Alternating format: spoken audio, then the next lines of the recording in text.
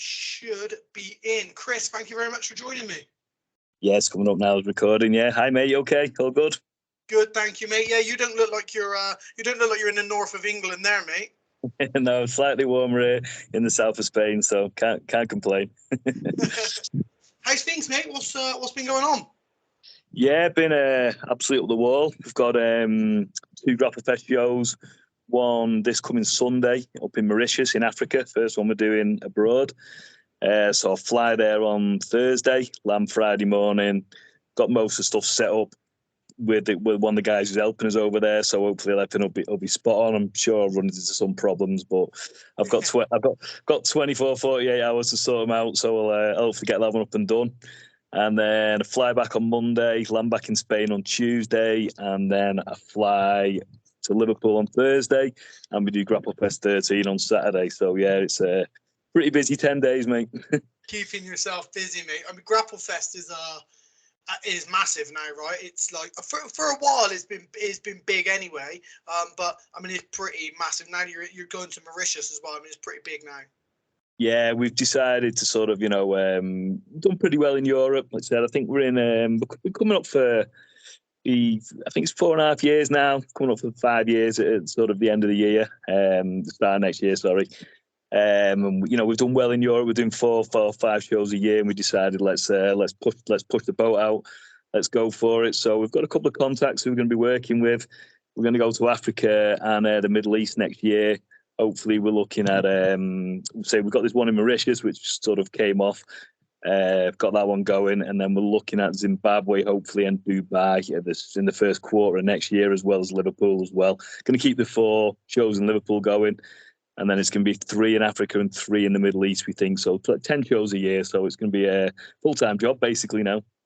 Wow, man. How did it come about? I mean, obviously we're going to talk about like your history, where you came from and stuff. But how did you make the decision I'm going to invest my time and the effort into putting a show on? Originally, it was just sort of me and Darren, my coach. We were sort of... there's loads of shows about, loads of tournaments and stuff, and everyone was still just doing the IBJJF rules and, and just normal tournaments that everyone was doing. And we were like, it's not really what we do, because our grappling was always for MMA, and I did loads of IBJJF comps and tournaments and things like that, and did, these call them super fights and, whatever they're called, all sorts of different rule sets, isn't there?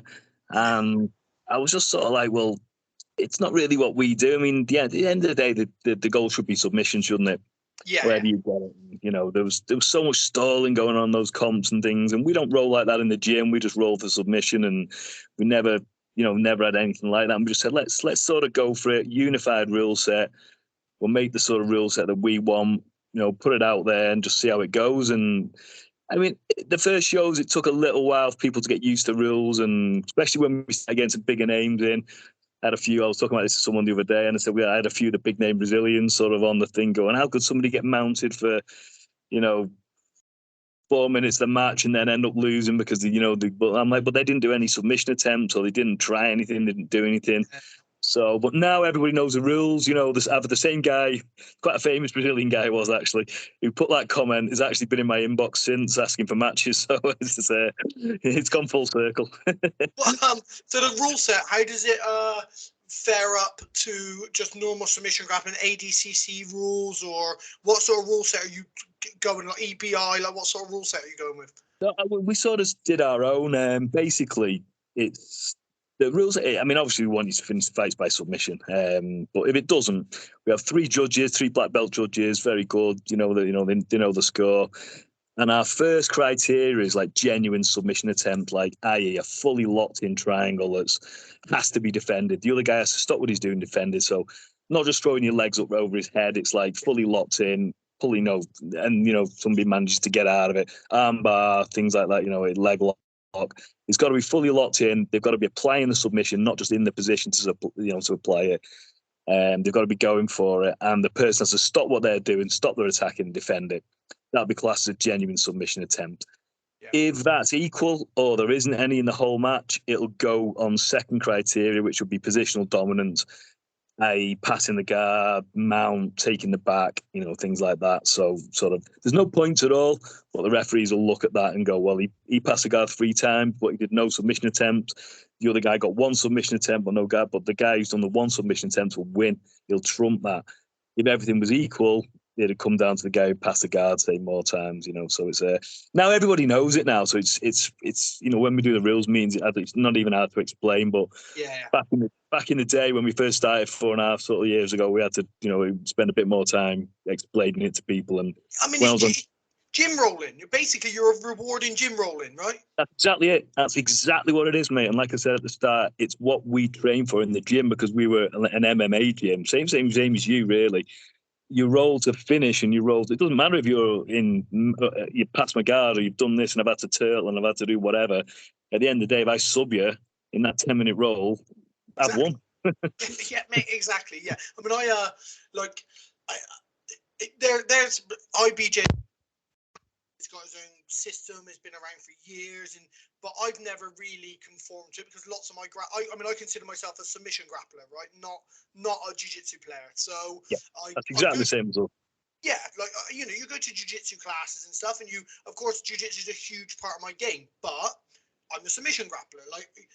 Catch wrestling's a massive part. Wrestling's a massive part. All of it. Now, for IBJJF rules, for me, I always felt like you can have your dominance taken away from you in matches. Like you can be the dominant guy, you can be the aggressive guy, you're pushing it, and the guy gets a cheeky little sweep, gets rewarded, but he's just sat on his back for the whole of the fight and just waiting because you passed. And then once he's got you in a position and locks you down in a half guard or something like that, and it can be very tough, especially if you're doing a gi match. I mean, we don't do gi matches, but a gi match, somebody gets grips on you, and I don't care if they're pretty good, it's very difficult to get anything going. So the way I sort of say it in the rules meeting, say, listen, it takes 2 to tango. It takes 2 of you to go for it. If one person's not doing anything and he stalls it out, and I've said this to people, and I've actually done it to people, that if you pass somebody's guard and you get a side control position, but you do nothing for the rest of the match, and it's that boring, it's a load of shit, you won't come back, because nobody wants to see it. Well, it's entertainment, right? You might win that match, but you won't come back on Grapplefest. You know what I mean? Mate, it's entertainment. People forget, it's fighting, it's a sport, but it's entertainment. It's it's okay coming here to try and win, but you got to entertain people, because we're putting 100%. On a show. 100%, mate. It's got, and it's another thing that I say, listen, make it exciting. I say it at the end and sort of laugh, and say, come on, it's Grapplefest, a party, let's go out there. And I do actually say to people as well, if you put on a belter show, but you get caught, because you're both going for it, and you get caught in a submission, 8 minutes into the match, there's only a couple of minutes, 9 minutes into the match, 30, we've had it happen to a guy, 30 seconds, and he was probably going to win, and he got caught. But he came back because he put on a brilliant show, and it was, 9.5 minutes of him just going for it. And I was like, yeah, you're coming back. The crowd will love that, mate. And we've had people who've eked out a 10-minute decision, done nothing. I'm just like, I'm not going to bring you back, because, it was just, you can see, I can tell through the commentary that the crowd's getting bored, and you can see. Yeah, exactly. Yeah, I mean, it's it's refreshing to have that mindset within grappling, because for the longest period of time, and I've been guilty myself, grappling was boring. You would hear it I can't. People love grappling, but they wouldn't watch it. Nobody would watch it. I can't watch it. Great to do, tough to be a spectator sport, wasn't it? But I think, like you say, things of the ADCC rising, like the EBI, things like that, they start to change it, and especially I'm not a fan of the term no-gi, but it's a popular term. I try and use submission grappling myself, because let's face it, the gi's only been around 100, 200 years, whatever it is, and submission grappling has been going on forever, hasn't it? It's probably the earlier wrestling's one of the earliest sports known to man, isn't it? Yeah, I think it's grappling's mixed martial arts. The way that I look at it, I think I'm a mixed martial artist. Obviously, I've had 25 professional MMA fights. I've been fighting MMA since 2002. I'm an MMA fighter for all intents and purposes. So I think of my grappling like I think my MMA. So I can't be a jiu-jitsu player unless I'm entering a jiu-jitsu tournament, which would be IBJJF or similar. It's because 100% I'm known for having a good wrestling and a good top game. That's sort of what I'm known for. But then if you put me on my back, I've been doing jiu-jitsu long enough that my jiu-jitsu comes into play. Or I train with Eric, and my catch wrestling's really good. So you get all these little bits, and I consider my ground fighting to be mix. It's like a mixed martial arts of It's a grappling. hybrid. You should be a hybrid grappler. Take the best bits from all the sports, from judo, from catch wrestling, from BJJ, from submission. Put them all together, and that's the game these days that people are playing, isn't it? And that's what we're looking for. There's the judo throws, isn't there? That if you do them in submission grappling, you're going to get your back taken because they throw them that far. They roll through, don't they, and show the back. Now we sort of develop those throws where it's 3/4 of that throw, but then we land on top and we land in side control, and that's what we're looking for, isn't it? Or the best bits of it. Well, I mean, like people have really started to utilize the uchimata in nogi recently, because if you don't get it, it works perfectly to step through, go for an ankle pick or a knee tap or something. So people have really started to utilize it. I'll get the throw and I'll scramble, or I'll get something else off of it. And to have those elements coming in just shows the diversity. That's exactly it. Yeah, and people are starting to learn that you can do this off an overhook, and underhook isn't king. Overhooks are just as good, like wrestlers have been using forever, and people are starting to go, oh yeah, we understand it. And we've seen it in Grapplefest. We've seen the development. We started off, there was this, people were still sort of playing an IBJJF sort of game when we had the very first sort of shows. Then it all went leg lock crazy, sort of, 2018. Everyone just went leg lock mad, didn't they? We watched the ADCC 2017. And so we had about 3 or 4 shows where everyone was just doing heel hooks and stuff like that. Now it's sort of coming round where, people are getting the bat. And now armbar seems to be come back into vogue now, doesn't it? You've seen that in the ADCC over the weekend. Armbar seems to be getting hit. And again, my coach Darren, he was a big judo background, so it is one of his, armbars have been one of our specialities sort of for a long time in our club. So everything's sort of coming full circle, and people are now getting this complete game, and I really, really am impressed by the guys. People come through at blue belt level now, and what they know compared to what I knew sort of, 15, 16, 18 years ago when I was blue belt, whatever, is just crazy. You know what I mean? It's what they knew, because we only knew the basics, didn't we? You know it yourself. You were there. Yeah. Same time, it was real basic shit, but you got good at it and you got really tough. And people say my defense is really good, my arm bars, things are really. I've never been a bit of a triangle guy. It's never been my sort of thing. I'm short and stocky, doesn't suit me. But passing guard, arm bars, kimuras, double wrist locks, all this sort of stuff. Got really, really good at them, and I can still do them now on good level people.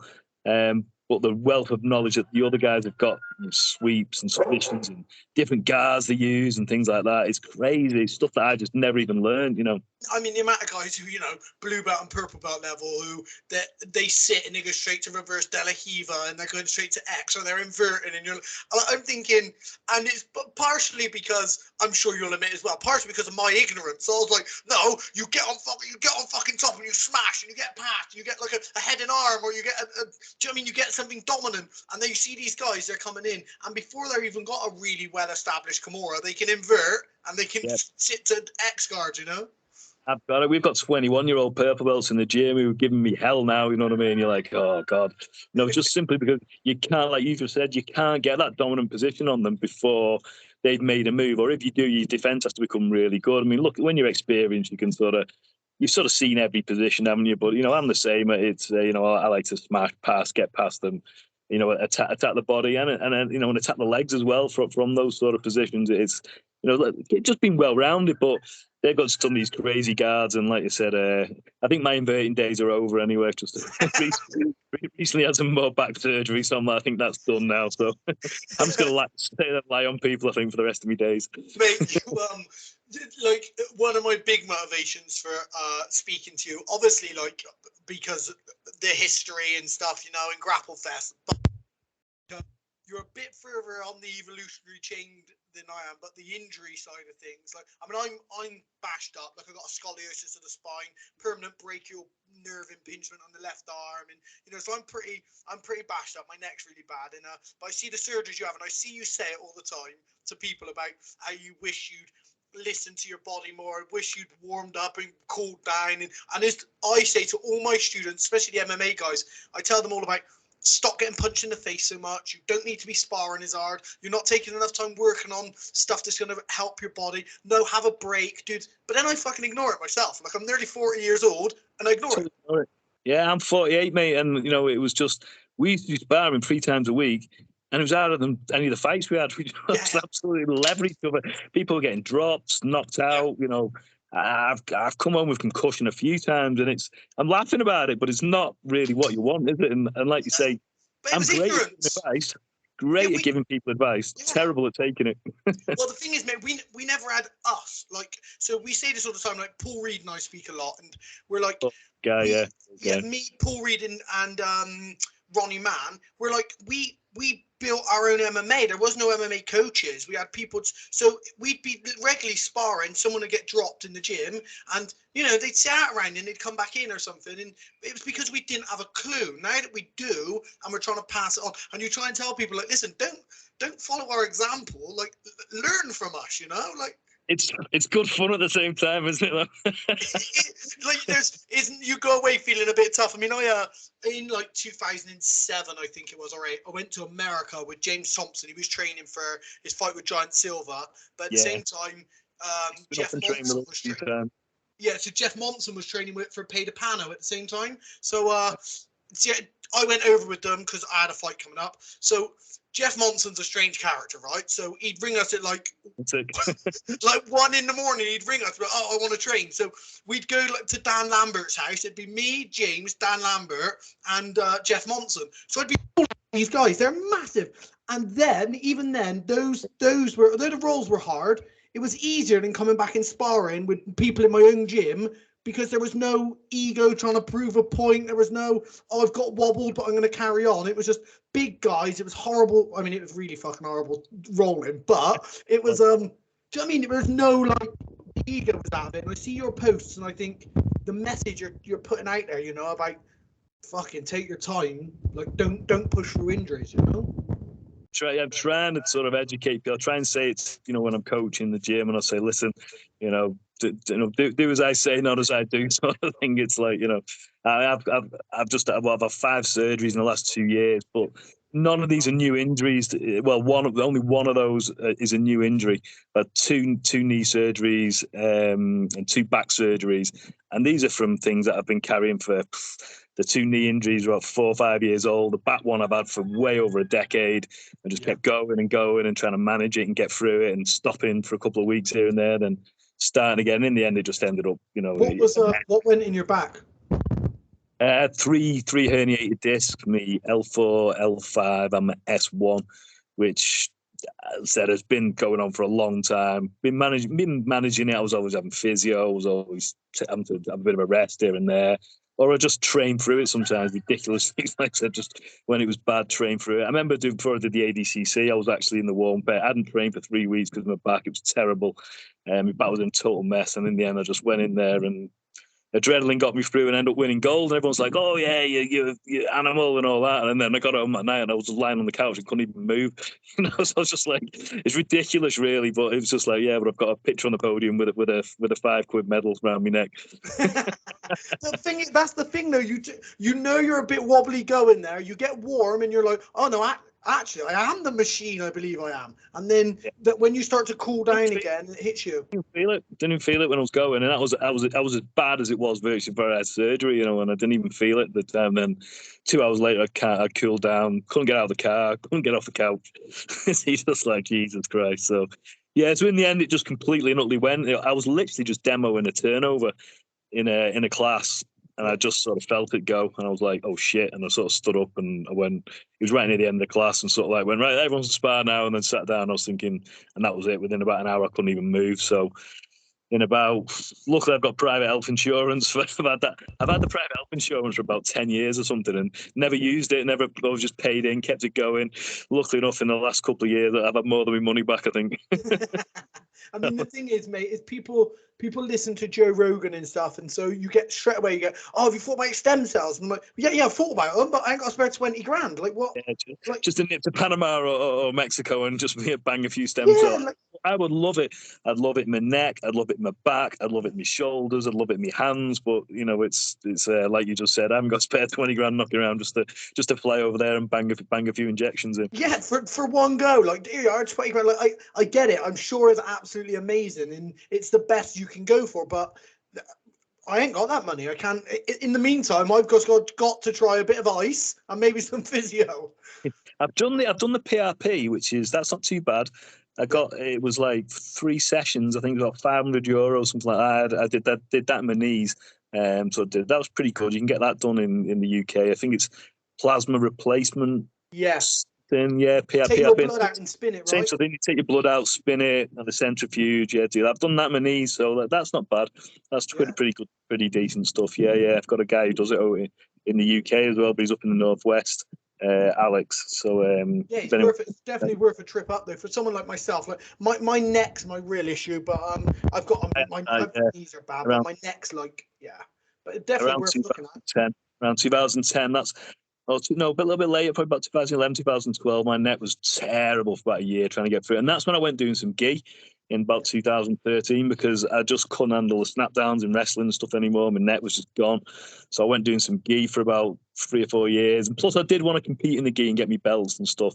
So I went doing that for about 3 or 4 years and my neck sort of just cleared up simply because BJJ guys are looking for your collar around into choke and been wrestling with collar tying and snapping all the time. And it did clear up on its own. So I've not had any neck problems since. So it's might be one for you. I'll have to put the pajamas up for a bit. I did like they're not a big part of my game. I'm a judo guy originally, so you would think, and it's not because I don't like it. I love gi. Like in 2003, I went to Brazil and stayed in Rio for like 3.5 months and just trained at Gracie. Like I was under Carlos Escohega at the time, so I went there. I trained, so I was pajamas on every day, and I really enjoyed the gi. But my issue is, I work, I teach, I was fighting as well. But now my fighting's I'm retired now. I probably so, but I work, I teach. Where do I slot an extra session in? And if I'm going to put an extra session in, do I want it to be in the gi, or do I want to go and work a bit more on my leg locks or my crab ride to back take or whatever it might be? So I end up lost because I'm like, I really want to be doing more gi, but yeah, I mean, I can hold my own against black belts in a gi, but I would like to do more gi. But give me an extra hour in the day. Exactly. I mean, I stick mine on these days, God, probably 3 or 4 times a year. I'm just going to do an open match. You know what I mean? I'm the same.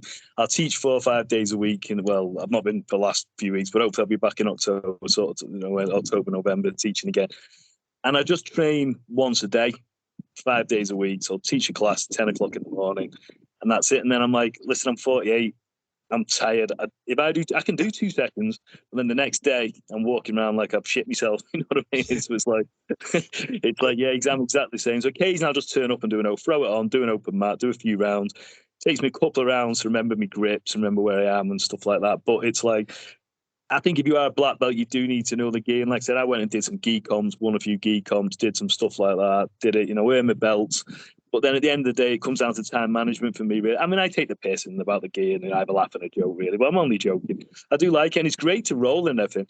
I think gi comps are a bit boring to watch unless you really know what you're doing. Yeah. Unless you know what you're doing. It's only people who actually train gi who can actually really enjoy watching a gi match. I think it's very difficult. Apart from the submission part of it, the rest of it can be really. And if it's a 10-minute match, it's just on, like you said before, one on an advantage or a sweep. It can be pretty boring unless you know what you're doing. But it's I do like to. I enjoy training the gi every now and again, but I'm the same. It's time management, and for me, I do. If I'm going to train once a day, I'll train what I like, and that's submission grappling. So I'll do that. Yeah. And I mean, I spread myself thin anyway, mate. Like I've got the eagle, so I'm out flying the eagle in the winter. Yeah, like paraglide, do everything. Like I do. Like you got to have time outside of what do you do away from? Do you do anything away from grappling? Got any other hobbies or anything with extra time in? Are you full on with the Grapplefest? Not really. No, since Grapplefest, that's sort of it. Really, it's just any other free time I'll get, I'll spend it, with son or my wife or sort of whatever. It's after, and like you say, I'll train in the mornings 10, then I'll eat something, then I'll be on the laptop or on the phone doing Grapplefest and stuff like that. Before you know it, it's 4 or 5 o'clock, and then it's like, well, what do you do now? Luckily over here, the weather's pretty good, and you can go out and you can lay and you can have something to eat, and there's loads of restaurants. It's nice, to be able to do that now. But, when you're in the UK and it's freezing cold and you're thinking, looking outside, it's raining, it's cold, I'm thinking, all I'm going to do is put the heating on, and you end up watching films, don't you, or Netflix and stuff like that, yeah. If we were in... you'd go gym, acai, maybe down to the beach, back to the gym. Like, it's a different lifestyle, isn't it? That's basically what I try to do. Yeah, like I said, when I came over, I sold my gym up, sold my security sort of company that I was doing, sold those, and thought, yeah, this will be, be able to do okay off Grapplefest. I'll teach once a day, 5 day, bit of pocket money that'll pay shopping bills and stuff like that. And then over it, and then 6 months later, the world exploded and COVID turned up, and I was like, oh shit. So grappling was one of the major things to go, because it's one of the things where we're stuck right in each other's faces, sweating all over each other. So we did manage to pull one Grapplefest show off. We did one under all the restrictions of COVID rules, but I didn't like it. We did it in the gym. It was quiet. Everyone had to be wearing, the masks, and apart from the competitors, we had to do it under all these strict guidelines and these strict rules, and there was no crowd, there's no nothing. The fights were brilliant. The fights were really good, and everyone was well up for them and stuff like that. And they're all, they look good when they're on flow grappling, but we used to Grapplefest like a big party. We always say it's like the darts, not not the snooker. We have a party. Everyone's having a beer. It's rowdy. It's noisy. People are hanging over the banners. It's and I love that. I love the fact we've created that atmosphere. And we did this show in like a stone cold silence, and you could hear commentating. And it was just I just didn't like it at all. Yeah, I mean that's what I really like about Grapplefest is I really like your mentality, I ain't got no fucking reason to blow smoke out your ass if I didn't mean it. I like your mentality in that, this is a fucking show, come on, let's fucking and you're open about that, and you're like, look, come here to perform, and I really like that. I just think that it don't matter how big a name you are, it doesn't matter, just come here and perform. If you're a massive name and you come here to be lazy to win on Grapplefest, and you're not going to come back, I'm not going to ask you back, so I ain't got to worry about coming back. I really like that. And I think the big names have actually, sometimes I've had a couple of them say to me, it was like when you said all that stuff in the rules, it took the pressure off a little bit. They were like, yeah, let's just have a match, let's just go for it. And and I said, just put an exciting match, and you're coming back, and then the bigger names, not just the guys who are purple belts and brown belts and things like that, even the black belts. It's like, listen, anyone, I'm talking about anyone, put a show on, and you're coming back, and the crowd love it, and they appreciate it. And the guys who do come, sorry, it's got a wasp flying at me. The guys who do come out, the bigger names, they've appreciated it, and a couple of them have said to me, when you actually said that, it was like, yeah, this is, a bit of pressure off me to perform. I don't have to be super tight, and I think they sort of get it. I've also seen a couple of big names as well, sort of like a little bit white and shit themselves a little bit when they've seen the crowd hanging, the crowd's noisy and it's right on top of you, and they're used to doing the IBGF comps where it's 12 mats and no one's really watching you, are they? They're just concentrating on their own match. And it's Liverpool, right?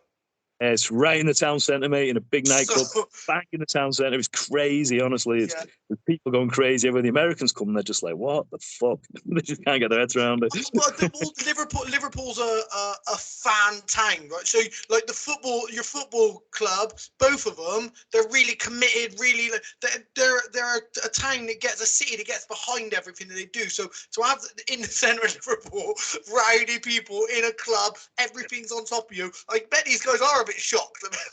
Honestly, I mean, we did one show, and I just got the dates a little bit mixed up, and it ended up on Champions League final day, and it was when Liverpool played Tottenham as well. So we had to start the show early, so before the game, because I think the game kicked off at because they do it a little bit later, don't they, than the Champions League. I think it's about 8 or 9 o'clock. Well, normally we finish about that sort of time, so we had to start it a little bit earlier, get it going. And the town centre, mate, you'd never seen anything like it. It was just, luckily enough, we booked the hotels months before, the dates and stuff, and they didn't know they were getting in the comp then, but it was just madness, and people, I think when it might have been the first time we had the Rutulo twins over, and they were just like, is it like this all the time? And I was all like, oh yeah, it's great. And people love it, they love it, and they love going out afterwards, they love the party, and like I said, we get them hotels sort of bang in the town centre, and the clubs in the town centre, you can walk there, and it's all pedestrianised, you know what I mean? So it's it's real good party atmosphere, and the crowd are well up for it, We start at 4 o'clock, and it goes on to about 9. It's like 4 to 5 hour show. So by the end, people have had a few drinks, and it gets rowdy and noisy. And you've just seen fighting, it's just with 11 minutes, it gets blood going a bit. It's just brilliant. what I like as well about the grappling scene is, unlike the MMA scene, you go to an MMA match, everyone in the crowd thinks they could get in there and have a go. Like the amount of people who say to me, "Oh, if this was around in my day, I'd have had a go at this," and I'm like, "Well, boxing's been around for hundreds of years. You never had a go at that, so you wouldn't have, you know." But grappling, when you go to a grappling tournament, guys can appreciate it, but they're like, "Yeah, I'd be tied up in knots." They really understand that actually this is like really a bit more than just punching each other, you know. And it's good as well because we are starting to get people coming who don't train. There's people coming. First of all, it was like wives and boyfriends and stuff like that, you know, who come. But now we're actually getting mates of the guys who come who don't train, and they're turning up and you know, and they're sort of watching it and they're enjoying it because they're saying it's such a good night out anyway, and they're getting into it. And I love that. We get comments on the page and stuff saying, "Oh, I don't train, but it's, you know, that was brilliant," and we get messages and stuff. And I'm like, well, that's pretty cool. That's the start of trying to make it a bit more mainstream, isn't it? You know, it's because people watch boxing, like you just said. Most people who watch boxing never, you know, even hit a bag, have they? Let alone done any boxing training. But everyone understands a knockout punch, don't they? People can watch judo in the Olympics and appreciate if that guy gets thrown on his back, he's lost. It's pretty easy to understand. Submission grappling's a bit harder, but I think with the UFC and stuff and Conor McGregor and things like that, people are starting to understand rear naked chokes, arm bars, things like that, you know, what they are and what, how they're applied. They don't quite understand how they get to the position they're applied, but they're understanding the finishes. So it's slowly becoming more and more mainstream. So if we can be a little bit of a part of that, then I'm pretty chuffed with that if we can do that. Yeah, mate, like, it's about appealing to those casuals as well. Like you can have like never like, grow, don't.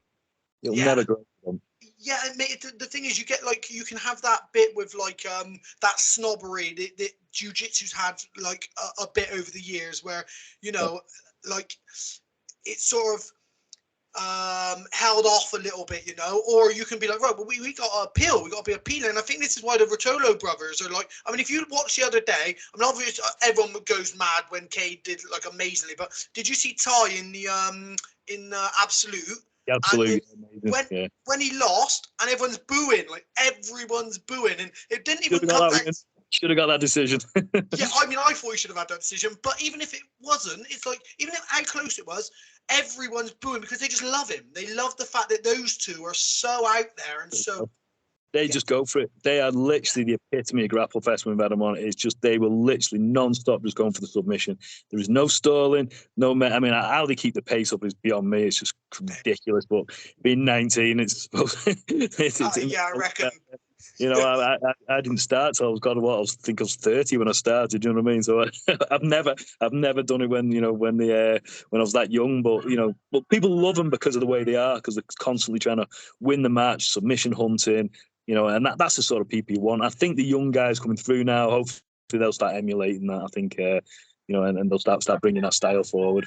Yeah, I mean, I hope so. I mean, because you get, when we got Nicky Rod versus Gordon, a bit of me was like, and there's nothing against Nicky, but I'm just like, just gonna hold your arms out and be standoffish, and I want to see someone just say, look, he's gonna beat me, so fuck it, I'm going at him. Let's just try and. Yeah, he didn't want to engage it. He was trying to run away from that leg lock, which allowed Gordon to switch it to the outside heel hook, and then once he was done. Even Nicky knew, because they've trained that well together. Once Gordon had all that heel, he just tapped straight away, because I think he thought, I'm not going to let Gordon shred my knee. Which I like, some people might condemn that. I respect that. I just think, like, you know, you've trained with the guy, plus you know who he is. You're like, he's got this. Like, there's no, you know, what am I fighting it for? But just like, be a bit more exciting in the initial. Do you know what I mean? Just like, but I think that was his undoing, because he didn't even try. He was trying to be defensive and run away and get away. That he actually ended up in a worse position by doing that, rather than if he just, like you said, gone for it and had a go at him. You know, who knows? He could have got something, couldn't he? Could have, you know, something out of it. Maybe just one little thing, you know. And his wrestling's so good.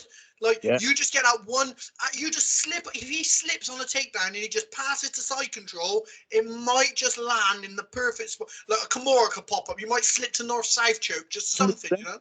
100%. And if Gordon has got one tiny weakness, it is his stand-up wrestling. It's okay, but it's just okay, isn't it? You know, and don't get me wrong, he'd probably pick me up and drop me on my head, but at that level, you know, that I'm not going against Gordon, he's going against other elite athletes, isn't it? And we're allowed to criticise, right? Because we're spectators, so you're allowed to criticise, definitely. So if he's got one slight weakness, I think it is his stand-up wrestling. So Nicky's strength is his stand-up wrestling. So, you know, I think Gordon pulled anyway, then he sort of sat down pretty quickly anyway, because I don't think Gordon wanted to get dumped by him. But I mean, you gotta love Gordon for what. You gotta love Gordon for what Gordon does, and you gotta love that. You know, he's so confident and laid back that he's like, okay, I'll just take my time. I'll drag it out of you. I'll find the way. And I love that. I love that confidence. I love the way that he rolls. Is so like, if I roll with, like, you know, when you roll with the over enthusiastic blue belt, and you're just like, part of you's like, I'll let you have a minute of going wild, and then that's how he seems to roll with elite level black belts, and I really respect that. But at the same time, like, you're just like, something new. Someone try something new on him. Someone just go at him, you know?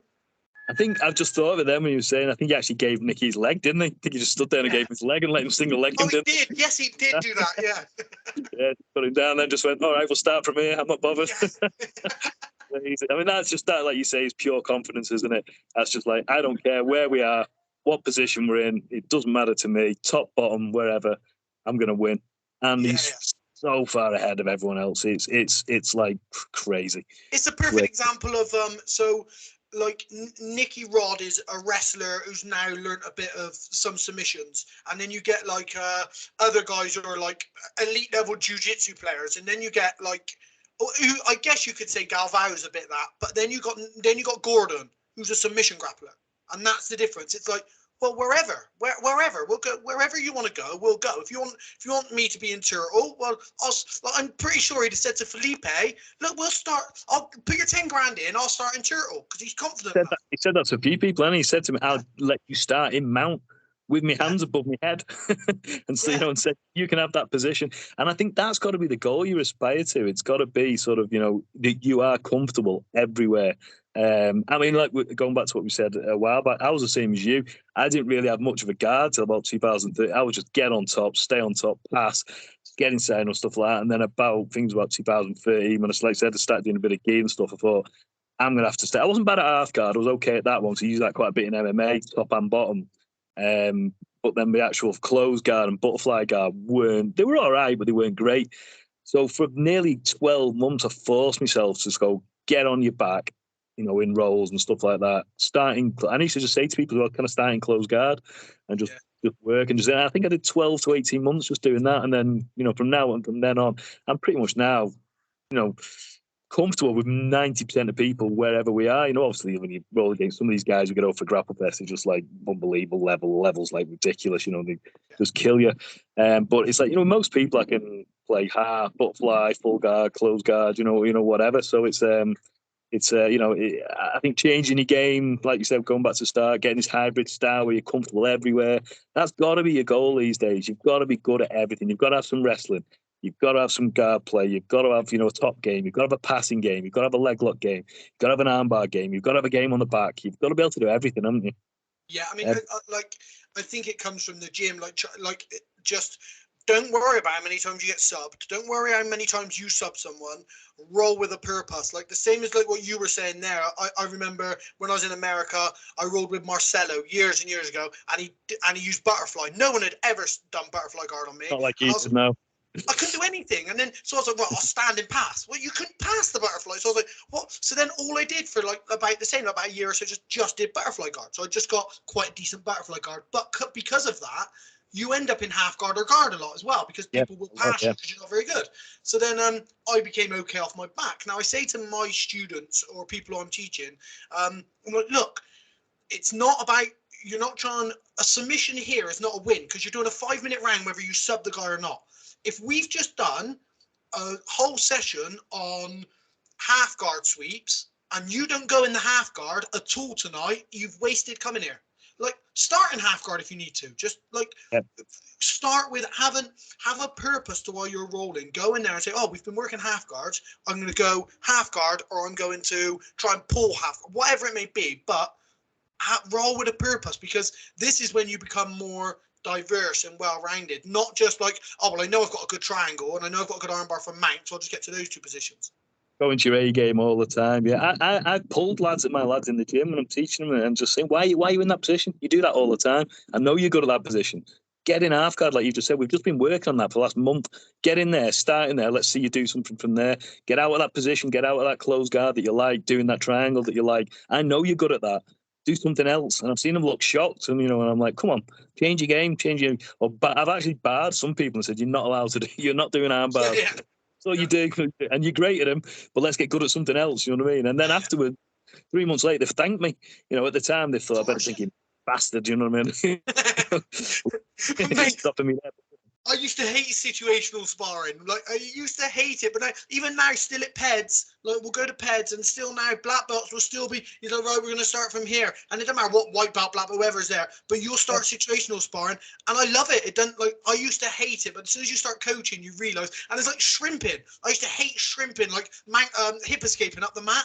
I used to detest it. Now I realise how important having hip escapes are when you're in side control or having a good, like, flexible hip movement. I'm like, all those times I detested it. And now I'm like, you see beginners and they've got no hip movement. You're like, I get it. Yeah, it was all about who was the fastest down the mat, though, wasn't it? He could choose the mat the fastest. I just want to get to the forward rolls, mate. I was all about forward rolls. And I used to be dizzy at the end of him when I got up. Yeah. So you had like a MMA career, a bit of an MMA career as well. But how did you get to? Nothing special. I was just doing, like I said, I was 30 odd when I did some wrestling and stuff when I was a kid, played rugby and things like that. But when I sort of got it was 2005 when I got into it. It still wasn't that big around then, was it really? Wasn't a lot of people around, so it was I just wanted to sort of, I thought, did a bit of that, and I thought, I might as well have a few scraps, had a few amateur ones. I think it was the first. I got stopped pretty quickly, things like that. And then, I think I won the first one pretty quickly, like 27 seconds or something like that. I'd done boxing and things, it was quite good. Yeah. And then I think the next one just got tied up completely and mauled by someone in the grappling because it was just, looking back now, there's no way you'd have let me fight, you know what I mean? It was absolutely awful at the time when we first started. And then I look back now and think, imagine if I was fighting now and I could grapple and strike as much as I could now, and had started back then. Because all it was back then, you got to mount and you could do an armbar, you won, didn't you? It was definitely easy. Yeah. It was pretty low level stuff. I think I had about 18 fights, I think it was altogether, a mix of like pro and amateur. I think it was like nine pro, 9 amateur, but it was nothing to set the world on fire. But I fought some decent guys. I fought Stapes, fought David, fought Carson, Lenoir. I didn't fight any bums really, you know what I mean? So I think they used to throw me in because I thought, well, he's tough and he'll have a scrap. And I wasn't asked about a record and I wasn't trying to make a career out of it, you know what I mean? It was more, let's get another scrap sort of thing, wasn't it? So, that was the era. I mean, so obviously I caught it right at the beginning where it was like, even before that, but even around that 2005, it was popular enough that some people were actually training for it. Like, I was full time by then. So it was popular enough that some people, but it was also low level enough that people like yourself, you just thought, that looks like a bit of me. You could still do all right. Yeah, and then that's what it was back then, wasn't there? I mean, God, I remember some of the amateur fights that come on, and there was like there's people in it. You think, has he actually even trained this guy? Didn't he? See him in the back. Well, I mean, at least I could strike pretty well, and because it's weird now because everyone knows me as a grappler, but my striking was way better back then. And I was just trying to keep on the feet and knock people out. But you used to see people warming up on pads, and I'd be looking at them going, He's never even thrown a punch before, this guy. I swear to God, I've seen it before. I've seen somebody holding pads for themselves to warm up. Like one hand, they've got a pad on one hand and they're punching it and moving around and moving the pad and punching. And like, I'm Reedy might have been fighting, or one of us was fighting. And like, we're watching like, what the fuck? Like you see, like you're still getting out these independent guys. I see these independent guys, no coaches. And I look at them and I think, you'd have probably beat me in 2002. I've seen him in the crowd back then as well, having a pint before it and stuff. And you're like, Paul Jenkins would like walk to the front, chuck his towel to someone, and just get someone to corner him. Those were the days. Brilliant, Paul Jenkins, though, wasn't he? Well, what made you pursue combat sports? Maybe growing up and stuff, like as a kid. Like I always know, like I had every Jean-Claude Van Damme video. Always up for a fight. Like if the school played rugby, and there was going to be a tussle. I went because there was a tussle. I had no interest in rugby. I was like, oh, there'll be a tussle here. If somebody said, oh, that's the hardest kiddie from that school, I'd be like, oh, I hope he starts then. I mean, I was just a bit I'd never go out looking for trouble, and I was never a bully, but I was as soon as there was a fight, I was never someone who'd be like, oh, I don't know about that. I was always like there, you know? I think that was pretty much our era, wasn't it, back then? Grew up, Rambo, all that sort of stuff, all those things. We all did a bit of boxing. I said I played rugby. We played at our school and stuff, and I played pretty decent level, played in my county and played for the sort of the area and stuff like that. So I was into that. And then we used to go to football as well, and there was back then there was always a few kickoffs back then, wasn't there? And it was all that sort of thing, and then I said I was about 30, and I wasn't really doing it. I was playing five-a-side a couple of times a week, going to the gym, lifting weights. I was actually living in Spain then for a little bit at the time, and I was looking in this back room, and they were like rolling around on the floor, and I'd watched the UFC and stuff, a few times. I think with like Freeman was in it back then, and yeah. I don't think the Ultimate Fighter had started back then. I think that sort of really got me into that, like 2006, wasn't it? I think. Yeah. So it was before that, and I was looking at them going, that's that stuff they do, that wrestling, that's the stuff they do in the UFC. So I just stuck my head in and said, oh, what time do you train? They were like, I think it was like Monday, Wednesday, Friday, whatever. And I went, all right, I'll come in next week. And went in next week and just got obliterated. And I was like, I think it was sink or swim back then, wasn't it? And I was just like, yeah, man, I love that. That was awesome. And then there was loads then, wasn't there, who just got battered and never came back, did they? And, yeah, exactly. Yeah. And I always say to people, it's literally in the gym, the only submission I can ever remember is the first one I got. And I've never remembered one since. And it was a full-on juice bomb, squeezing somebody's head off, guillotine, just pure trying to rip his head off. And there's another guy with a white belt, made him tap. And then that's literally about the only one in the gym I can ever remember.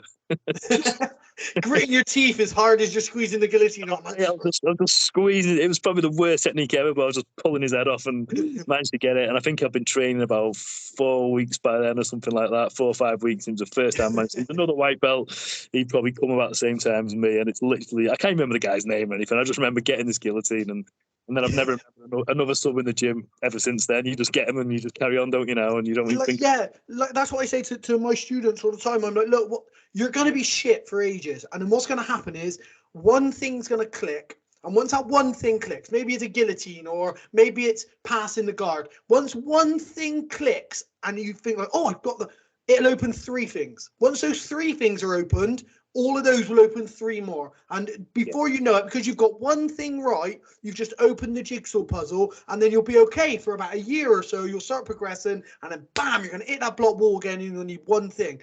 Just look for that one thing. Just keep working. And that's it. Just find the one thing. 100%. And I think you have a few of them moments, don't you, over the years when you things start opening up for you. But I think what you're saying there, the moment you start being able to chain things together, is one of those sort of light bulb moments, and like, oh shit, man, so I can go from here, I can go to there, I can go to it, and then I go back to that. And I think once you sort of get that, and that's normally after a couple of years, isn't it, when you can start doing it properly, or you start seeing it but you can't quite do it yet, and then you've got to take another 6 months to start putting it together. And I think you get a few of those moments over the years. I don't think they stop, do they? I still get the odd one now. I bet you do the same thing. Sometimes I'll be rolling these days, and I'll literally think of something that I haven't done for about 5 years in the middle of the roll, and I'll go, oh shit, remember that? And I'll just do it without even thinking. I'm thinking, I haven't done that for like 4 or 5 years, you know what I mean? It's just hitting a move, and then I'll do it for about 4 weeks and just keep hitting it, and I'm like, oh, and then I'll forget about it and go and start doing other shit again. Yeah, mate, do that all the time. And I remember back a few years, I thought I invented moves. Like I'd do something. I was like, I've never seen anyone do that before. Never. And you can't YouTube it because you don't know what it's called. This is like years ago, obviously. You couldn't look it up, and I was like, I know I've invented that. I've never seen that anywhere. But I think that's rolling. You roll enough, once you get a little bit better, things open up, and they're obvious stuff. But because, how did I never see that before? Yeah, which is how we are where we are now as a sport, right? It's what. Yeah, 100%. And like I said, the way things are progressing, and there's always been these guards around, and you go back to sort of the Kozen judo, isn't it? And they were playing De La Riva, weren't they? This sort of stuff. Years and years and years ago they were playing it. Nothing new under the sun, they say. But it's been developed, hasn't it? It's just got better and better and better, and the guys are coming up with more and more things coming off that. It's not basic anymore. And some of the stuff you saw in the ADCC, but a lot of the stuff. So I think I looked on the stat. I think the heel up was still the most subs was filled from heel up. Then it was rear naked choke, and then I think it was armbar this time. So it's still stuff that, but it's the setups, isn't it? It's not the finishes. It's the setup. Yeah, exactly. Yeah, I mean, I think the heel hook's so devastatingly final. Like it can, if you get it, boom. Lots of people will panic tap or but so it is such a devastatingly final submission. It's great to go for, but of course it's risky and but lots of people now you see them sit down, start looking for those leg entries, and you're going for sitting there, but you don't see a lot of the Eddie Bravo stuff, the 10th Planet stuff. There was talks of rubber guard and things like that. So it's died off a little bit, hasn't it? In the 10th Planet guys, they went heavy on the legs, didn't they? And they seem to be looking for like the bolos for the back, don't they? They seem to have gone down that sort of style. But I mean, look at some of those guys. Now they've got guys like PJ Barch and Keith Cohen, people like they've got real good wrestling backgrounds. PJ's wrestling's excellent, isn't it? Yeah. You know what I mean? So we're starting to get a few of those guys. It's not all about the guard. Now, even the 10th Planets, they've still got their system, I think, from what I know, but a lot of them now, they've got a great, and the guys who we've had on Grapplefest, supreme all-round game. They've got a guy called Jack Tyler we've had on quite a few times, and he's fantastic. He's really, really good. I think he's had a couple of injury problems sort of start this year, but he's sort of getting through them now. I think next year he could be a big push. He's looks really tasty. Yeah, there's when I was at LA, I messaged Eddie. I was like, "Oh, look, I'm here. I want to come train." But he's like, "Okay, tonight warm-ups are Mary Jane to this to that," and I was like, "What the fuck?" I was like, "I'm just gonna have to turn up." I even YouTubed it, and I was like, "I'm just gonna have to fucking turn up." And then I went in, I seen him, and I was like, "Look, I'm an MMA guy. I'm a submission grappler." He's like, "Yeah, dude." He said, "I send out anybody who's coming. I let them know what the deal is." He said, "But just get warm, jump in with people, and you roll with people, and you realize that once you get a bit more traditional game, the 10th Planet stuff works and is really good, but a lot of them will get drawn out of it and back into the traditional stuff because it's stood the test of time, right?" So I mean, I spent a week training with Eddie, so I know exactly what you're talking about. And he's far out as well. Some of his classes as well. Anyway, he starts talking, and then he just goes off in a blast for an hour, doesn't he? And you're like, I was standing there looking at me missus a couple of times, going, "Is this happening? Are we still stood here 40 minutes later?" And he's talking about cold, and we haven't even sparred yet. No, I was. Yeah, we'd warmed up and going cold, like you said. But yeah, and once we got going, once we got rolling stuff, once you can sort of negate rubber guard, which and things, and just keeping your hands off the mat, basically, isn't it? With rubber guard, just keep your hands off the mat and keep it on, keep it on them. You can sort of hopefully basic negate principles. It is basic principles of jiu-jitsu or grappling, really. I mean, but I was shocked when Ferguson fought Oliveira. I was shocked that he couldn't get out of the mount. I was like. But he didn't even go for that basic step over mount escape, step over the foot, clear the knee. And I was watching and I'm like, it's so, and it made me think of a lot of 10th Planet guys. You're so good and you're so loose with your darces and your triangles. But the basic there, I mean, it's so, okay, Charles Oliveira's elbowing you in the face. I get it, but. So, can negate a lot of it, can it? When if you're getting punched or if you hip escape too much, you're getting your back taken and getting choked, aren't you? There's nothing worse than getting put belly down and getting punched in MMA. That's like the worst positions in the world.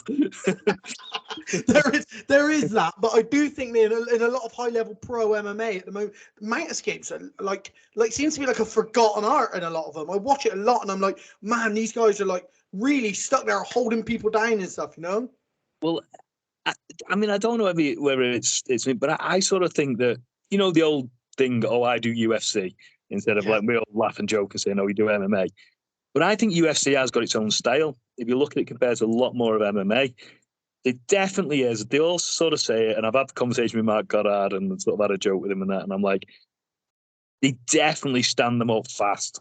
The groundwork and cage work, there's nowhere near as much of it than you see in other organizations. Well, as much as there was a few years ago in the UFC as well.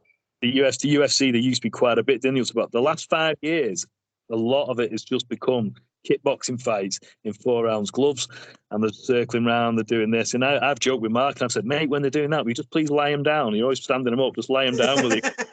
They're doing my head in. If there's no action for a minute, it should be right. You're starting with your back on the fence, and then we'll split you. Lie him down, and he just tells me to shut up. And but I'm like, but it's got its own style, and I also think the pressure they're under as well to win in the UFC, they don't take the risks that they do in other organizations as well. So when people say this, oh, I do UFC, I'm sort of like, I actually think there is something in that, you know, if you're a high level guy, because I think UFC and what you see in other MMA organizations, I think the style's slightly different. I mean, people might not agree with me, but I definitely don't think they let the ground game or the cage. You know, we do loads of cage work at ASW. It's like, you know, guys that was one of Darren's specialities, stuff against the cage, putting people against the cage, tying them up, putting them down, putting them on the floor. It's an art, isn't it? It's an art form, you know, like self, yeah.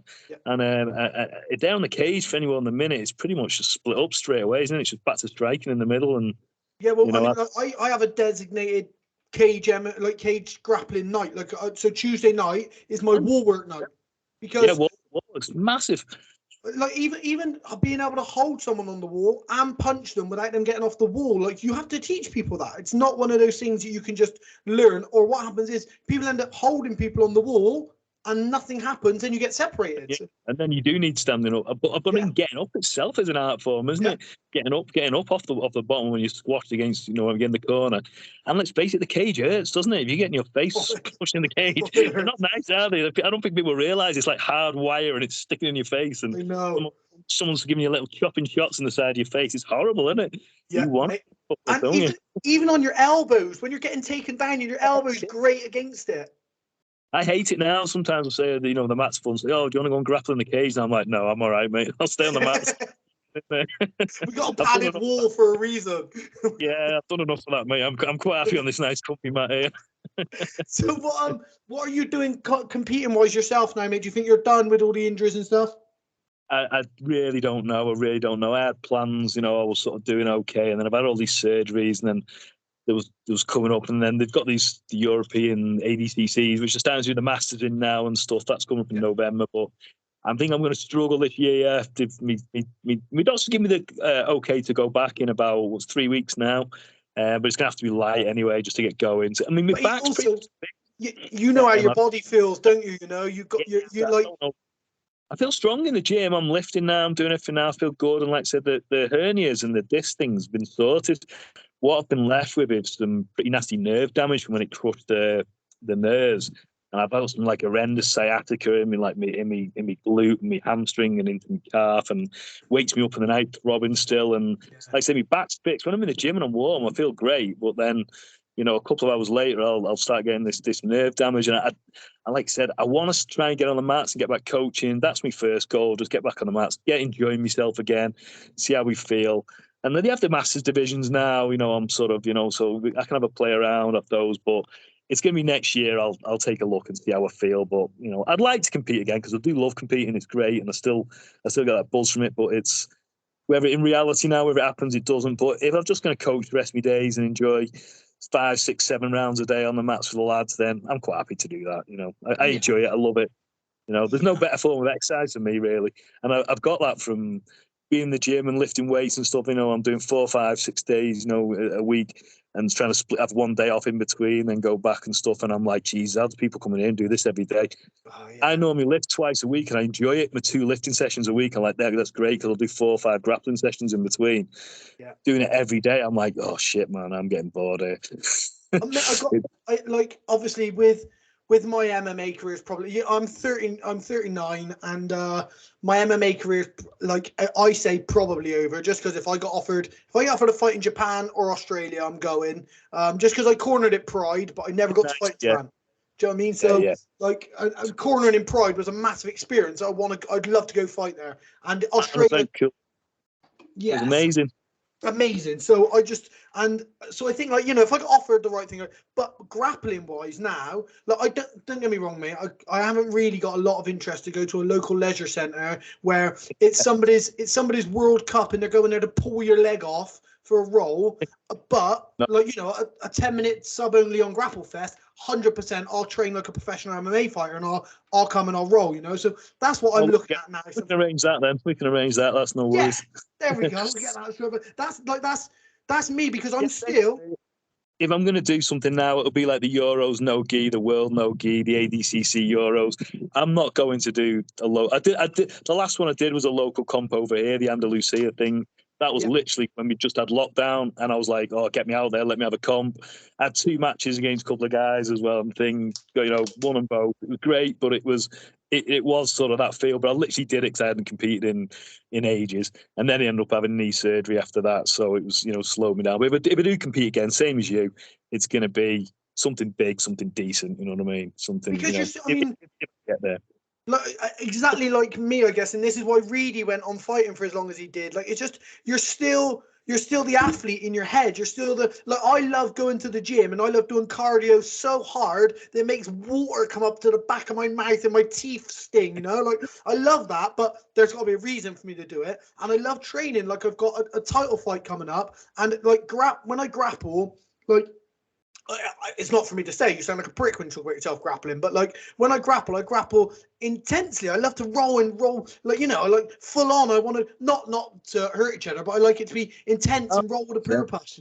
Yeah. 100%. I always say, listen, there's 2 times for flow roll, and that's when you're injured or you're warming up. Yeah. The rest of it, you're either drilling or you're rolling, mate. It's as simple as that. You shouldn't be. And I tell people off in the gym, I go, why, you're rolling like that? And I get like, if you're injured, fine, I get it, come in. That's what I'm going to do the first few times I go back. I'm just going to pick a few lighter people. Luckily, my missus is pretty good, so I can train with her. You know what I mean? She's pretty light, and I can have a mess and see how I feel, see what positions I can. I don't know what I can and can't do yet. Whether, I might come back and go, oh, nothing hurts, it's great, or I might come back and go, oh shit, I can't do that anymore. I'll have to do something. I'm gonna have to. So when you're injured, fine, and when you're warming up, the first you want to do 1 or 2 rounds. So it's an open mat and you haven't drilled before, you haven't got anything going. But the rest of the time, you should be rolling. And you see these, don't roll to win all the time. Now, there's a difference between rolling to win and being a dickhead. There's a massive difference between that, isn't there? And there's also the difference between putting yourself, if you're the more experienced guy, putting yourself in a bad spot, letting the blue belt take you back, letting him have that, and then you working out of that and getting out of it. But I'm going to work out of it. And see, I like to I always say when I do that, I let the blue belt sort of take me back, but I don't just say, I'll start my back. I'll let him pass me guard, turtle, and let him take me back, because then they think they've genuinely taken my back properly. And then they will try and rip your head off because you think, I'm going to finish this fucker here now. I'm going to do it. And then I'm like, this has got to be a proper escape now. But after they start me back, they always start nice, don't they? And they're like, I'm going to be nice. And he's let me have his back. I won't be nice. So I sort of give it them without them sort of knowing. And then they will just try and rip your head off. Yeah, they will. Like last week, I was rolling with a guy in my about purple belt level, I guess. Quite a big guy though. He's probably had like 5 to 7 kilos on me, and he got like a cross face on me with his shoulder from side control, and he put it on quite strong. So I've come underneath it and stuff like that, and I swept him anyway. He came to it. I got to the cross face, put it on him a little bit, let it off, subbed him or whatever. At the end, he goes, "Oh, he didn't mind me putting the cross." I was like, "Look, I'll be honest with you. You put it on as much as you want with me, but if you go with a white belt or something, like, just be careful." I said, if you go with any other black belts here, like, it's one of those horrible things that you never need to do when you're rolling. Like, you can put it on me. I don't mind. I'm like, that's fine. But just be careful with things like, he's like, yeah, I didn't think of it like that. Yeah, same. But like, some people would have smashed him for that. Do you know what I mean? They're just like, well, I think you, as the more experienced guy, should. I mean, I start laughing when my lads do it to me. When they only do horrible stuff to me that I've shown them, I start laughing, and then what I mean? So I'm like, well done. Yeah. That's the whole point of being a coach. Is like when they start doing my shit to me, and it's like doing stuff like that, and a horrible crossface, or they've got my power Nelson, half Nelson, or they're turning me over with something like that. I start laughing. I'm going, well done, lad, brilliant. Do you know what I mean? So, or if you're going for a rear naked, my guy yesterday, someone's fighting for a rear naked. I'm like, face bar him. If you're not going to get, he's like, oh, I don't want to do that. I'm like, right, so what are you going to do? Stay there for 15 minutes now, just holding on under his neck and not get a choke? Because like, I've taught him how to defend a choke. You can't get it. I was like, bring your arm out. You got to lift the chin up somehow. Do you know what I mean? Like, somehow, yeah, exactly. Don't break his teeth or anything, but make it uncomfortable. Your gym sounds the same as ours. Yeah, I keep meaning, like, when I'm up your way, I'll come up for when you're back. I'll come up and I'll have a day up there, because I'm up around that sort of way. I've got a lot of friends in Liverpool, and when I'm up flying the Eagle, I go to Lincolnshire and up that way. So it's nothing for. So when I'm up that way, I'll pop in. Maybe a pleasure to come up and have a. At the moment, the AW, the lads are all there because we're sharing. We're in the Four Corners gym now, and K-Bon are in there as well now. So it's shared with them. So there's like loads of high level guys on the mat. You know, there's real good wrestlers, real good. You'd really enjoy it, yeah.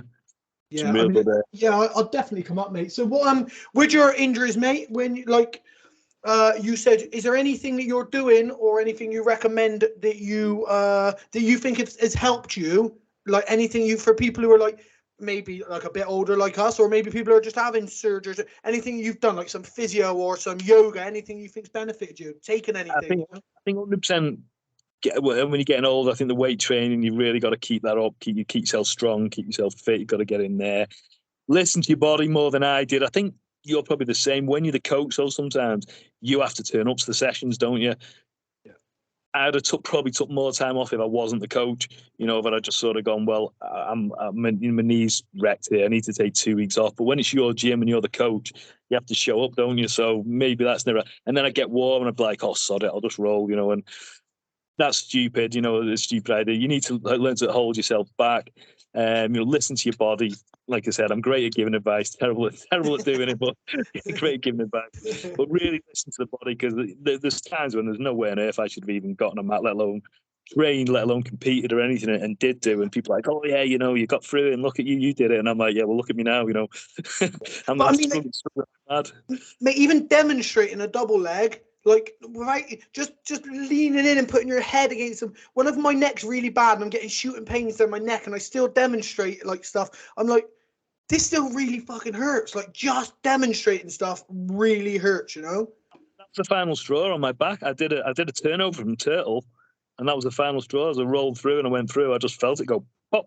And I was like, oh shit, that's like 100%. That was just ripped through, and I felt it go. And we were drilling, you know, I was teaching a move in class.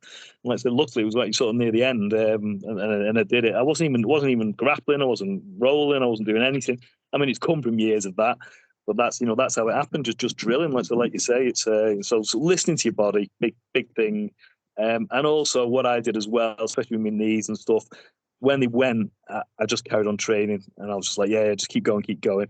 When I did my first one, I think I did about 2 years with it, you know, with a torn sort of MTL and meniscus. When my right one went, I got it sorted within 4 weeks, because my left one was so bad, they had to take the whole thing out, and I just destroyed it. With my right one now, I got it done within 4 weeks when I ripped that.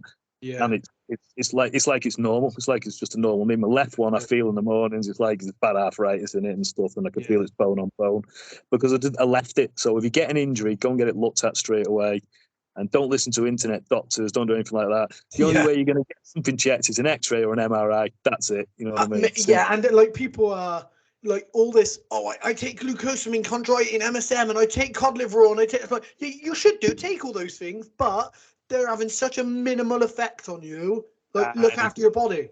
You should get most of that from your food anyway, shouldn't you? You should be getting, if you're not getting enough vitamins and stuff from your food, then you need to have a look at your diet first and foremost, don't you? Mate, are you saying my kebab twice a week is not doing it? Oh yeah, definitely. So, mate, Grapplefest 13, is that the one that's in Mauritius or in Liverpool? No, it was just called that Grapplefest Africa, the Mauritius one. So that was over there. What, Grapplefest 13? Grapplefest 13 one in Liverpool. That's October the 1st. You've got some good guys on, Mike Grundy and people like that are on there. What's your excited fight? What are you excited about? I think you've got to look at the main event, Couch v Owen O'Flanagan. You know, it's going to be amazing. Couch, very unlucky to miss out on the ADCC himself. Went and did the Open. Fair play to him. You know, the one day before, won his division, 5 subs, 5 fights, 5 subs. And the guy who did win the trials, J-Rod, Nicky Rod's brother, then he fought him not so long ago, didn't he? Absolutely smashed him, you know what I mean? So him and Owen did fantastic, got 4th place. Without his foot being bad, I think he might have got a medal, you know? Like, mate, he should have medalled anyway. Wagner, well, I don't know if it's common knowledge, but it was on crutches 20 minutes later. He absolutely shredded his knee with that heel hook. Oh, yeah? But Wagner just rode it because it was for a medal and just rode it out. Now he's driving. He's on one of those. There was videos of him on one of those what they call those mobility scooters going through Vegas in one of them through the casino. I seen him come straight off and sit. He came straight off and sat by the table, which I thought was weird because everyone was like walking out, seeing the crowd. Wagner came off and sat. Absolutely shredded his niece, and Owen said it felt it rip, felt it pop. Had a chat with him. Owen said his foot's not too bad. It's a bit swollen, but it's just like a bit of swollen. It was like a corkscrew toe hold, wasn't it? That Padini got him with. So it's not too bad. It's just a bit of pain. So he said he'll be okay. But I think him and Couch can be a barn burner. You know, you've got to look at that. Unfortunately, Kendall Rosen, we've lost her. She's one of my I really enjoyed the women. Obviously, Fion's superb, and everyone loves to watch Fion. But Kendall from when she was on Grapplefest, and then from the stuff she does, she's always active on social media, so you can stay up to date. Because she really pushes stuff. She's good on it. Yeah. Yeah, I lose a lot of athletes like grappling because they don't post enough, and so when like Kendall's really updating, so you stay up to date with what she's doing. Say this to them. I say it's another thing I say to them is a build, get your clips up, build yourself a little highlight reel. You want to make a career, you want to have a gym, you want to do this. You've got to make it like MMA these days. You've got to get yourself out there. People still look at this whole George St. Pierre as this humble guy, and I'm like that. And I said, listen, the days of that are sort of over, really. You need to. He was only humble, but he was humble with multi-millions pounds worth of promotion behind him, promoting him. Like. Exactly. It's all right when you're that guy, isn't it? Yeah. Yeah. Look, be humble when your face is on banners on the Vegas Strip. I'll be humble then, but until then, promote yourself. Until then, yes, to get yourself, because he did, he used to. So it's get yourself out there. But yeah, going back to Kendall, she's great. But I'm literally working, trying to work on getting another opponent in from Magdalena. I think I might sort something. I can't say because it's not signed. So I can't give you an exclusive, unfortunately. But it's I'm working on it behind the scenes. So as soon as I do, I'll get that released. And then God, it's packed. The whole card's packed. There's just match after match after match. What you're good at as well is you have a lot of you regularly have like blue belts and stuff on, don't you? Low level guys. Start them off, which I'm pretty proud of. We go and we do the contender series with the blue belts. We have them on. A couple of guys who they're now black belts now, who are under me. They had their own ASW Liverpool after I left, and I sort of sold up. They set their own place up, took a lot of my ex-students on. And so they run the contender series for me, Kevin John. And we'll basically get 16 or 8 of a certain weight category. They'll fight it out. So we'll have 2-3 fights on the day, and then we'll do the final on Grapplefest. So that's pretty good. So we'll give them a chance. And the whole kind, the things, we've got people like Matty Holmes, who are fighting on it. He started off on the prelims card, when we first ever started, he was a purple belt and stuff like that. Now he's fighting international guys from America and Canada and stuff like that on the main card. And that was always the plan, to build people up. And I say this to blue belt, say, listen, hopefully in 5-6 years, that'll be you on the main card. You could be fighting some of these guys from America. So get your head down, build yourself a profile, win some matches, be exciting, and we'll build you up. So we've got no discrimination, even though they're white belts, even though they're blue belts. You know what I mean? Give them a bit of stick for being blue belts. But I mean, some of them these days, I can't say much. I've never said anything. I used to always give blue belts loads of shit with them. When I got Cade and Ty over when they were 16 years old and repped me, and I was like, well, I'm gonna have to shut up on that one now as well, aren't I? Mate, there's no shame in that though, right? I mean, they were renowned for wrecking everywhere they went, so... I'm like 90 key, they were like 70 key then. I'm thinking, I've got 20 kilos on them. They're still kids. I'll be able to squash them a bit, I'll be able to stop them next to them, spinning around me and then on me back. And I was like, oh, fuck's sake. That's it now, I'm done.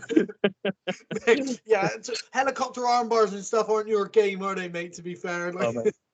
Oh, so it's hilarious. Oh, you want to see them spar together though, and I thought we went in the gym. I think it was on a Friday. So I just want to get sweat on going, and them two just said, "We'll just stick together. We'll get warm us and sound." And I looked round 20 minutes later, and they're killing each other, absolutely beating the shit out of each other. But they know each other so well. Do you know what I mean? They just don't get injured. So that's all linked to. And they did about 45 minutes straight, just rolling with each other's styles. Like, you two are crazy. But that's where they are. Where they are now. They're 3 years later. We win in ADCCs, all submissions. Ty's smashing it in the absolutes, as you say. I think we both thought he should have got the Merigelli match, got him in the final. So it's amazing. Those two kids are amazing, mate. Yeah, they are absolutely amazing. I think as well, what's superb is we're seeing an evolution. So like Galvao and Cyborg, passing the torch. There's a new game coming through.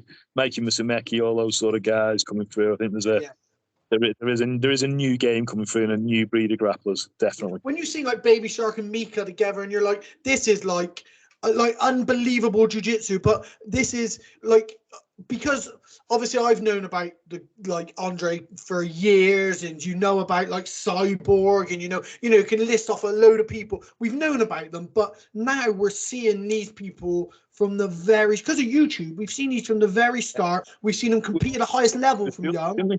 We saw the Rutulos when they were kids, when they were 6 years old, didn't we, and stuff like that. We all saw them, and now it's 13 years later. We've been us guys who've been in it for a while. We've watched them grow up, haven't we? And we've gone, oh, are they going to be like? And they're the first ones that come through and have gone, holy shit, they were like the super kids, and you know what I mean? That we used to see, didn't we? And we saw them on YouTube. There was clips of them flying around. Everyone was like, and then they were this, then they were orange belts, and they were green belts, and next thing they were blue belts, and they win the world. And the next thing was just said, let's get them over. Let's get them. I'm lucky enough I got in with them early doors, and they were really cool kids, and we got them over. And like I said, they were 16 and blue belts.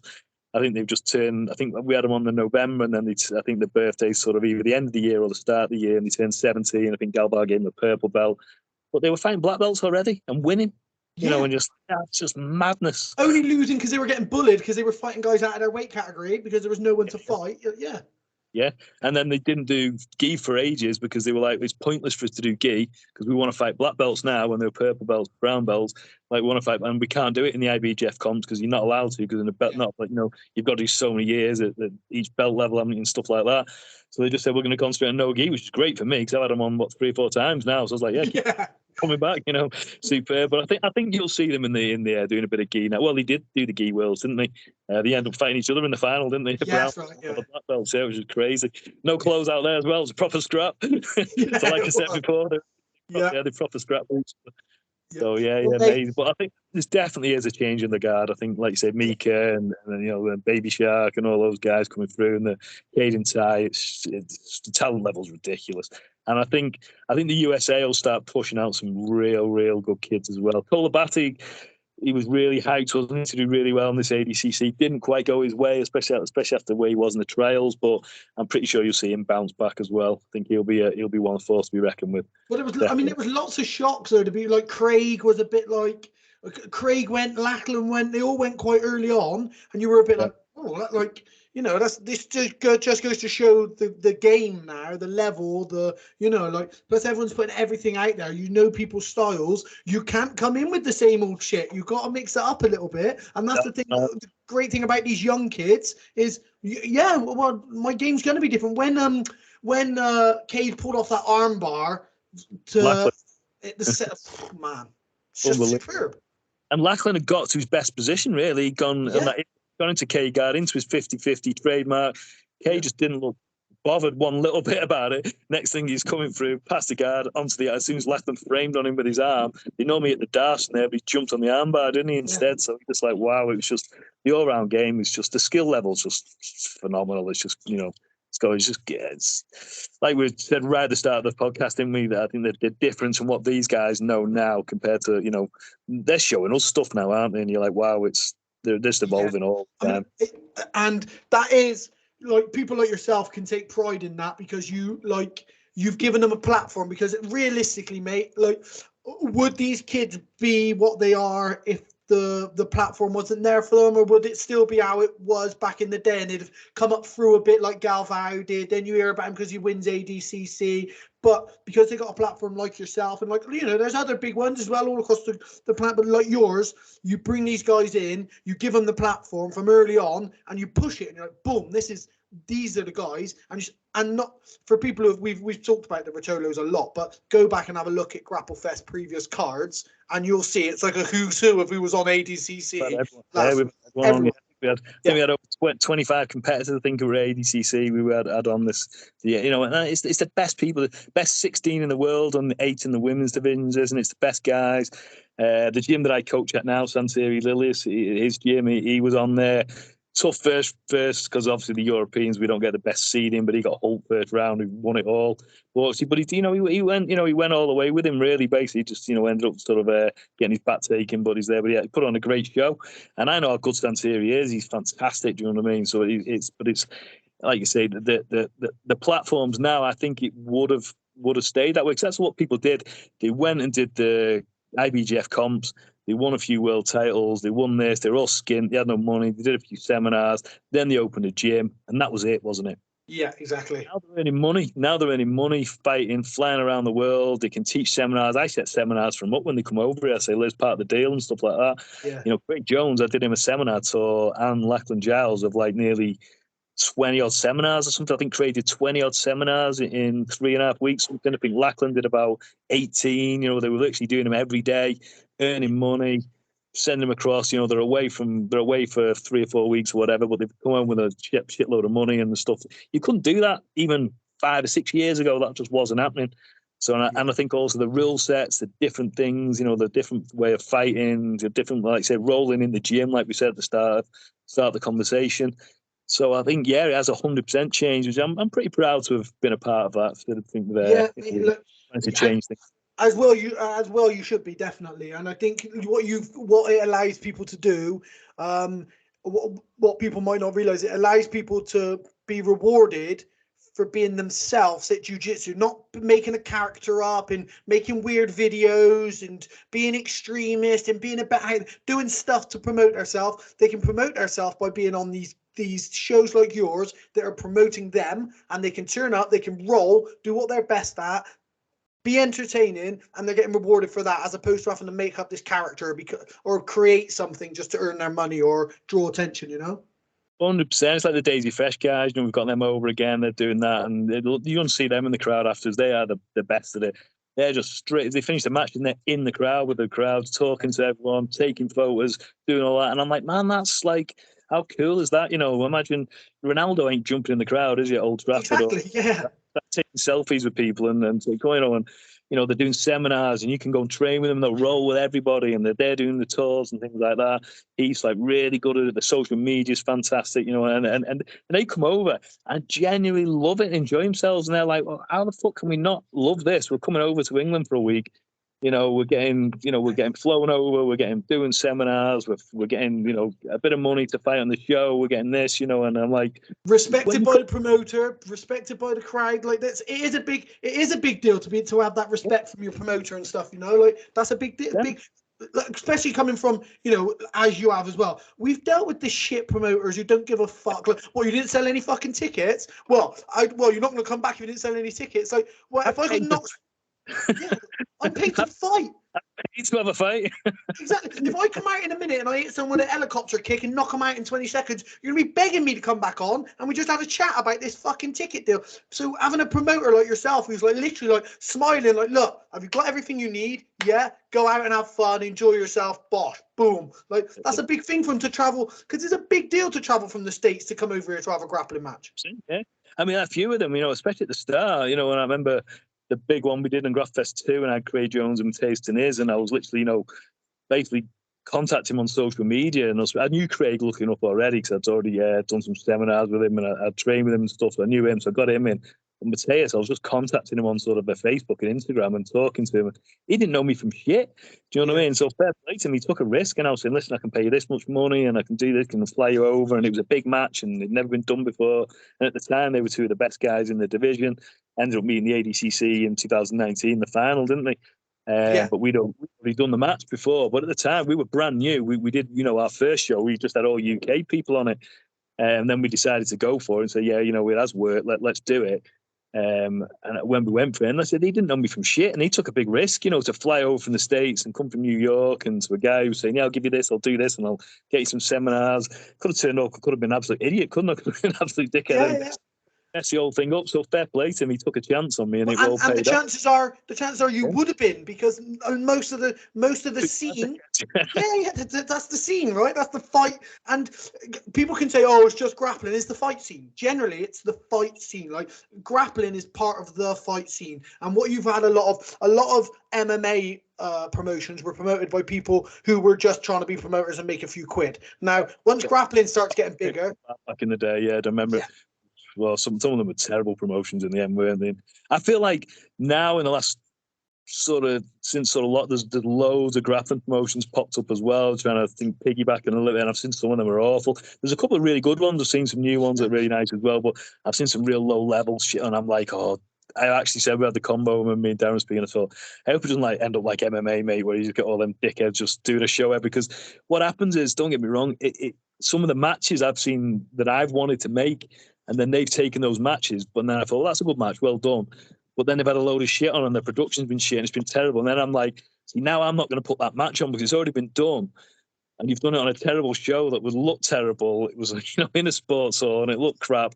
I'm like, don't, I can't tell anyone what to do and who to fight and what to, they can do whatever they want themselves. But I'm sort of like I was saying before, think about your own career sometimes. Think about what you're doing and think about, if you want to be watched by tens of thousands of people around the world on Grapplefest on a card with a load of, superstars on it on the main card, or do you want to go and do this show that no one else is going to see and you're going to get a couple of Facebook photos and maybe a little video and, have a think about it still. But, we've done all this. We understand it, don't we? And I'm like, I hope the grappling scene doesn't go like, I can't see it being like that, but and then everyone died out, didn't they? Then there was no shows in the UK hardly for MMA. What's it for a few years? It died completely, didn't it?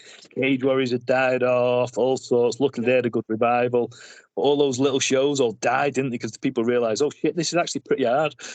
Yeah, mate, but I see promoters now, because obviously I've got guys out on low-level shows, and I'm there. I'm either commentating on shows, or because I do a lot of commentating, so I'm either commentating or I'm cornering it a lot of shows. Probably 3 times a month, and so I go to them and I walk in. You got no mats for people to warm up. Oh, well, the thing is, we'd have to get them from... No. The moment you decide you're going to do a show, the next thing you decide is fighter welfare. As soon as you just got fighter welfare, it's preparation. If you can't provide match, you should not be fucking putting yourself as a promoter. I've said this a few times, and I've sort of gone, listen, you should be, as a promoter, prepared to your show that you do. You spend all the money on everything like that, and you don't sell one ticket, and you can still cover that show. If you are putting your show on, you think that you're going to sell 1,000 tickets and you're going to make a fortune, do all that, you're completely in the wrong game. We set it up and go, we might not sell one ticket here. It's going to cost us X amount of money. Are we going to take the risk? Right, let's do it. You know what I mean? Let's go. But most of them just think they're going to get the money off the tickets, and they think, yeah. And like you said, so they haven't paid for mats, they haven't paid for this, they haven't paid for anything else, and some of them don't even, supply water or anything like in the back or anything like that. Bring your own shit. Just make sure we try and do as much as we can for people. But it's like you should be prepared to not sell one ticket and take the whole thing on you if it doesn't go right. If the fuck up, it's up to you. If you don't do that, then you shouldn't be in the business. Yeah, people like offer me 500 quid to fight main event on a show. I'm like, look. This is the deal. If your show was really good and the card was really good, you could have got me for free, because it's not about the money. When I first started fighting, there was no fucking money. So it's not about the money. But because you're saying to me, I can get anyone to fight for 350 quid, you got to go and do that then. Because I'm not going to be the only decent name on a shit card. Take some pride in what you're putting together. Exactly, and that's sort of what I was saying about people taking the wrong sort of fights. You've just completely said it right. That's what people should do. They say, yeah, it's fine. Like I said, if you offer me a match, on a card that was full of Craig Jones and Mateus Deniz and the Rude Tools and all that, I wouldn't even ask. I'd just be like, yeah, man, get me that match. I wouldn't even say who's the opponent. I'd just be like, yeah, man, 100%, I'm in, 100%. Like you said, but if they want you selling off the back of you and you're the main event, and so I'll give you 500 quid, and then and he's got loads of students in the gym, he'll sell a load of tickets for me. That's not what the show you want to be on, is it? You know what I mean? No, mate, I commentated the show the other day, and I went up to the promoter afterwards, and I was like, look, what you've got here, you've got something really fucking good. Drop all the bollocks. All you've got to concentrate on is the card. Because all of this, everything you've got here is 100% work. That's brilliant.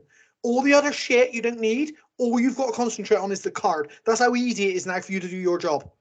Just concentrate on the card. The card sells it. You've got a good venue, good crowd, but the card sells it. At the end of the day, the card is what sells it. People come to watch our show and it's full every single time because of the names on the card, and they know it's going to be good fights. It's as simple as that. And especially in MMA now, mate, you've got amateurs who are as good as pros, so you can match amateurs for no money against really good amateurs, or you can give them donuts and no one wants to come and watch. But once you start building that reputation for matching really good matches, and exactly what Grapplefest done, mate. Do you know what I mean? Like, Grapplefest, you weren't in the position of it was MMA and it sells and it was grappling.